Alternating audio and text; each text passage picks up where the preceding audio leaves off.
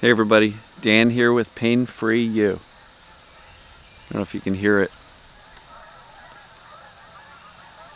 Got a flock of geese flying pretty close. They're squawking as they fly. Today's topic might be a little controversial. Why do emotional work? So, I'm going to get to that in a moment. I'm going to enjoy. The sun is almost setting. The geese are flying overhead. Guess they're starting their journey south, migrating.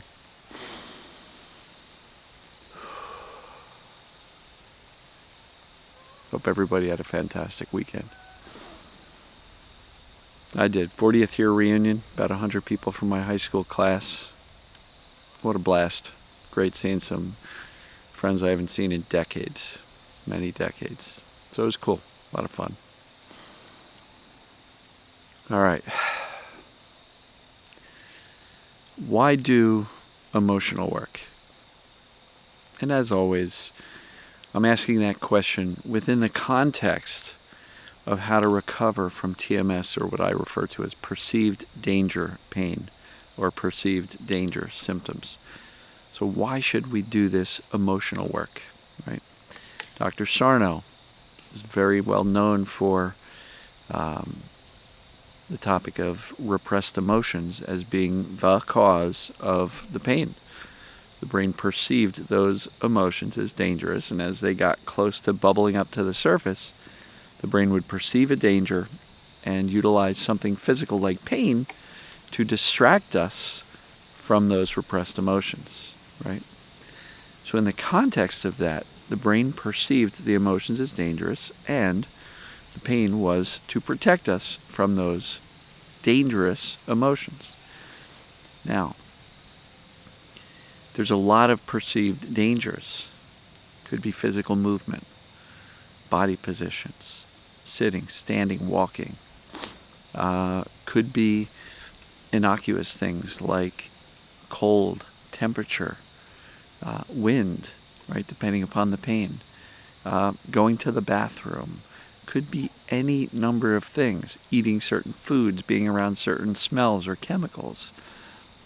Anything that the brain perceives as dangerous can trigger symptoms to increase, or can be the onset of new symptoms, or bring a symptom back that you've had a long time that went away for a while, right? So again, I believe all symptoms are perceived danger responses. So within the framework of recovering from mind-body pain or other symptoms, I believe the purpose of the emotional work, aka feeling your emotions, is to do one thing, is to train and teach your brain that emotions are actually safe, so that it doesn't turn on symptoms or turn up symptoms when you get emotional. Now look, there may be very useful times for doing therapy or deep emotional analysis, excavating the past.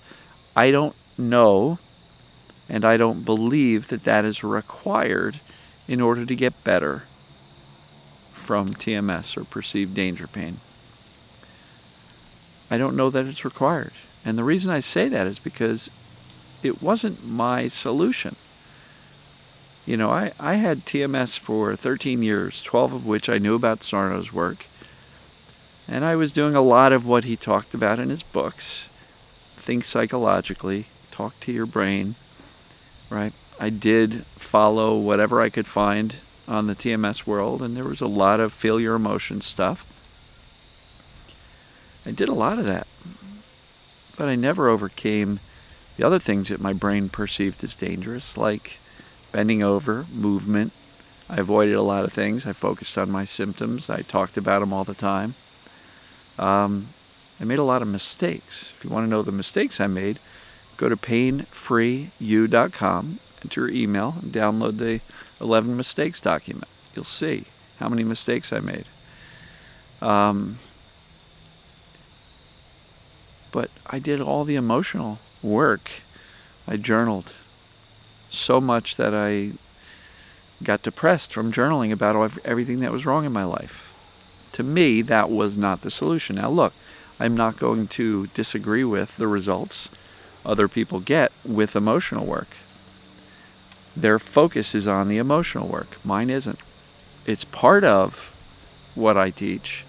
I do recommend that we feel our emotions, but not to go find some long-lost repressed emotion that when we find it, poof, things get better, because I've not seen that as the answer, right? So I think we feel our emotions so that our brain can realize, look at Dan. He's feeling some pretty intense emotions. And he's okay. Nothing bad happened to him. I guess those emotions are safe. So I think feeling our emotions is a normal part of being a human being and something we should be allowing ourselves to do, because if we push our emotions away and we resist them, they don't go away, they accumulate. If we express our emotions vigorously, there can be social consequences. So I think the middle ground between the two is allowing yourself to experience them, feel them.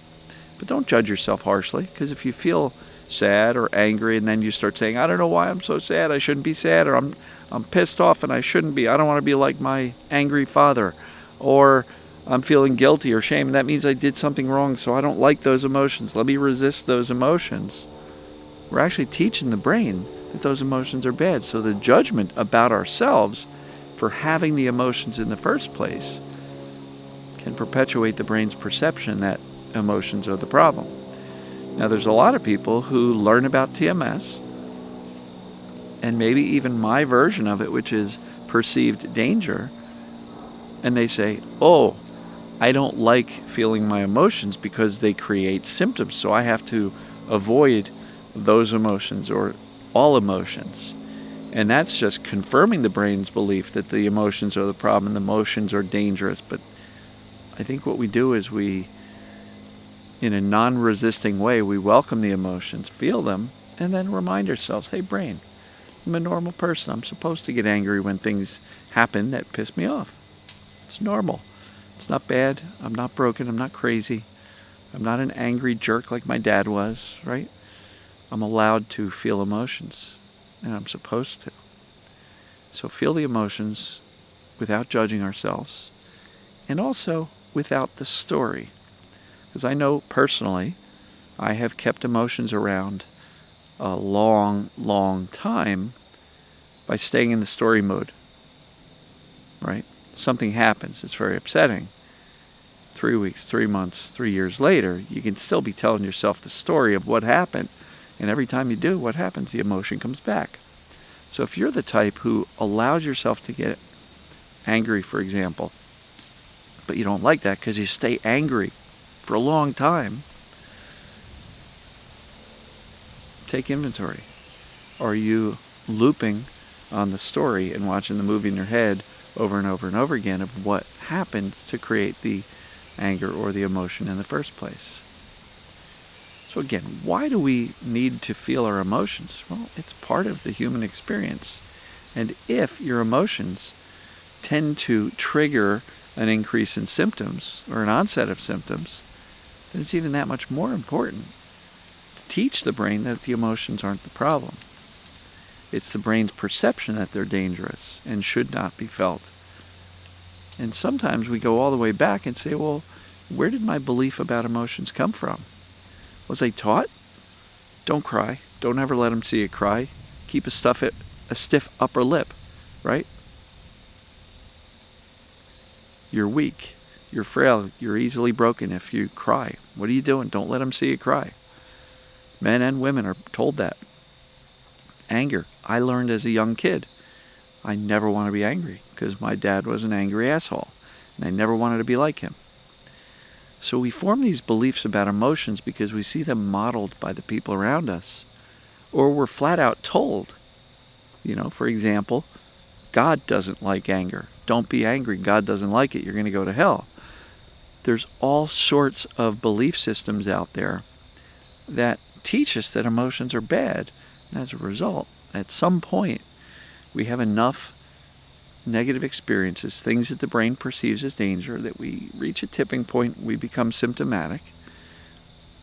And if we connect the symptoms to the emotions, because maybe we've read about them, one conclusion that some people make is the emotions are the problem. I can't do that. And then we run away from them even more, which perpetuates the belief that the brain sees emotions as dangerous. But I think it's quite simple. I don't know that we have to go dredging up the past. I don't know that we have to do a lot of deep work there. But I do feel it's important and almost critical as one of the components to teach our brain that emotions are actually safe. We do that by feeling them without judging ourselves and without getting lost in the story over and over, because then the emotions don't really pass or release. And some people will say, well, how do I release my emotions? There's no formal process. I think they release when you feel them, feel the emotions, and they will release when you stop telling yourself the story. Because emotions do dissipate. There's a study somewhere that says emotions, when felt deeply, start to dissipate after about 90 seconds. So feel them. That, in my view, is the emotional work that makes sense, because by allowing ourselves to feel the emotions without judging ourselves harshly, without getting into the story behind the emotions, we essentially are showing the brain emotions are safe. Look, I felt a lot of intense emotions, and I'm still okay. Nothing bad happened. And that checks off that box for saying, all right, the brain no longer needs to perceive emotions as dangerous. So then I can teach the brain that my thoughts and thinking doesn't need to be dangerous. I can teach the brain that physically I'm okay by resuming activity and going out and, retaking our lives, right? Taking our lives back from the brink of despair and despondency and avoidance of movement, right? So important. But I think there's a lot of perceived dangers, emotions being one of them. And we can teach the brain that emotions are safe by feeling them. But we then also have to teach the brain that some of these other perceived dangers are not a big problem. And if somebody reminds me, I will post in the description of this video a video I did a while ago called Perceived Dangers, 11 Examples. And I touched on a few of them earlier. But I think anything the brain perceives as dangerous, including a medical diagnosis, hearing about your imaging study, you got a bulging disc. A lot of times people's symptoms get higher when they hear about, the medical results, the imaging study, the investigation. Even just the fear of going to the doctor can increase symptoms. So fear equals perceived danger equals symptoms or increased symptoms. Safety is always the solution in my belief. So how do we teach emotional safety? Without judgment, feel your emotions so that they can release. Don't replay the story that recreates the symptoms. And the brain will eventually get the point. So, it's almost dark here. Daylight savings time kicked in. It's not even 5 o'clock and it's getting dark already. It's that time of year, folks. So, I'm going to wrap this one up. I love you all. Hope everybody's doing fantastic. You're in the right place. You can and will get better. I believe in you. And as always, we'll see you tomorrow. Take care.